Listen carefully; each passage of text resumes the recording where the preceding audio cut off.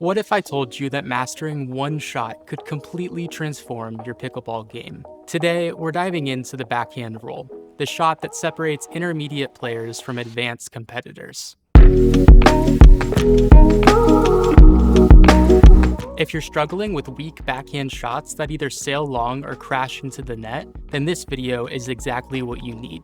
By the end of this video, you're going to have the essentials to hit a backhand roll that stays low, goes deep, and keeps your opponents on their heels. And if you stick around, we'll be giving away a brand new Selkirk era paddle. The first key to the perfect backhand roll starts before you even hit the ball. It's all about your grip and your stance. For the backhand roll, you're most likely going to want to shift towards a continental grip. Think of it like you're holding a hammer. Your thumb should be pointing up the back of the paddle handle, giving you much better control and the ability to create that essential topspin. Now, let's talk stance. When you see that ball coming to your backhand side, your first move should be to turn your shoulder perpendicular to the net.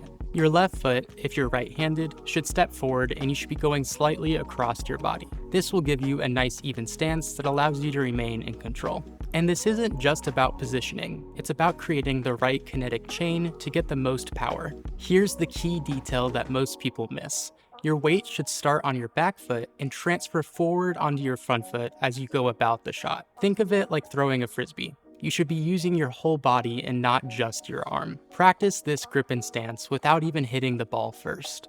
Get comfortable with the feel of the continental grip and get used to turning your shoulder into the net. Now that we have the foundation right, let's talk about the two things that make or break the backhand roll: the swing path and the point of contact for the ball. The backhand roll isn't a traditional ground stroke. Instead of swinging in a straight line, you should be going low to high with a slight upward brushing motion. Start your paddle below the point where you'll make contact with the ball. Then brush upwards along the backside of the ball to create that topspin. Here's a critical mistake that I see all the time. Players will often try to create the topspin by hitting down on the ball. The roll part of the backhand roll comes from hitting up on the ball with a slightly closed paddle face. This creates topspin, which makes the ball dip down after it crosses the net. Contact point is everything.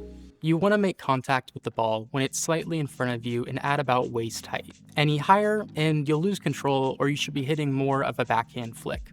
Any lower and you'll be hitting it directly into the net. The follow through is just as important. After contact with the ball, continue that upward motion and finish with the paddle above your head. The third and most strategic part of the backhand roll is knowing when to hit it and why. This is where good players become great players.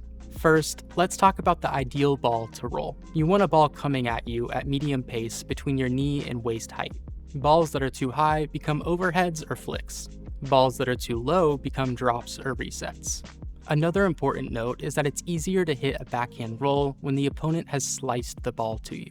Timing-wise, the backhand roll is your weapon when the opponent hits a ball that sits in that sweet spot. Maybe they hit a drop shot that didn't quite make it low enough, or they hit an aggressive hit that just wasn't quite hard enough. These are your opportunities, but you should always be ready for the ball to come back at you. Here's the genius of the backhand roll. It's not about hitting a game winner, it's about applying pressure. A well-executed backhand roll will force your opponent to hit upwards on their return, and this gives you the advantage in a rally. One more crucial point is to not try to roll every backhand. Mix it up. Use drops, drives, and rolls to keep your opponent guessing. The element of surprise multiplies the effectiveness of each shot. Check out these few shots where I'm trying to troubleshoot a problem I have with the backhand roll. Basically, what's happening for me is that I'm giving up 3 points.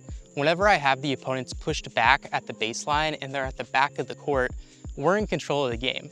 But what's happening is I'm hitting the ball too far and it's going out of bounds. I'm hitting a lot of these out balls off of backhand rolls, and my problem there is I think I have the paddle face too far open.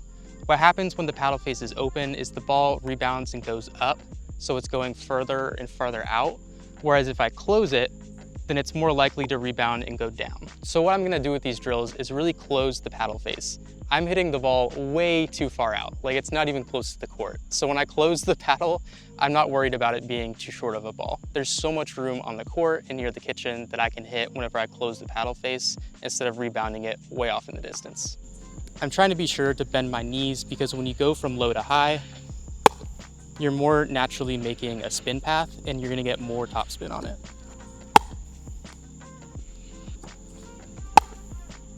Now see, that one was just hitting the baseline, so I wanna be sure to close the face of the paddle even more.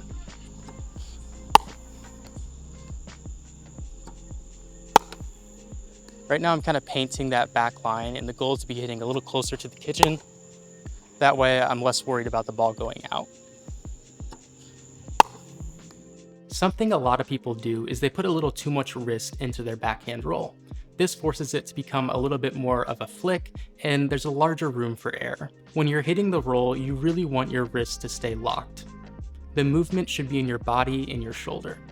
Now, if you guys are interested in winning a free Selkirk era paddle, be sure to like, subscribe, and comment down below letting me know what your favorite shot to hit in a pickleball game is. The Selkirk era has completely changed the game for me, and I'm really excited to be giving away one of them to you. Now get out there, and I'll see you on the courts.